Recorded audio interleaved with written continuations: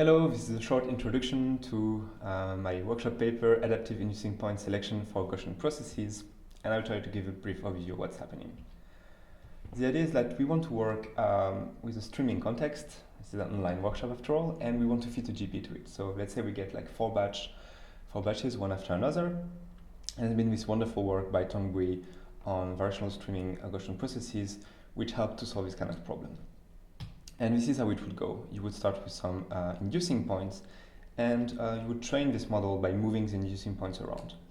There have been a more recent approach by using an adaptive grid and basically adapting the grid by changing the extrema. What I wanted to do is propose a more adaptive approach that would fit and automatically adapt to the data. So the idea is extremely simple. Let's assume that we have inducing points here in green, and some new data arrives here, black points and white points. So black points are close enough to the data so we don't need new inducing points in these areas, denoted by the red areas. Whereas the white points are quite far, and it would be probably interesting to get some new information, and then they should be basically selected as inducing points.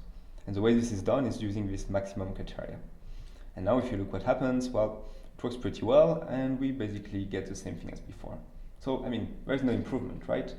But now let's look at different use case. If we have here a big gap between our batches, which could happen, for example, in higher dimension, well, our inducing points optimization now is struggling because the gradients are far too small to move to the other side.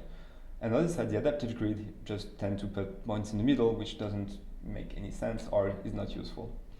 Whereas in our case, we'll just put new points because they're necessary, and at the same time we can of course optimize the location at the same. And you see that we get a much better approximation of our function. So on top of that, we got some bounds on how many points you would get given your criteria, and what the performance you would get, which outperforms the previous bound given by Bird and Al last year at the ICML. Thanks for your attention.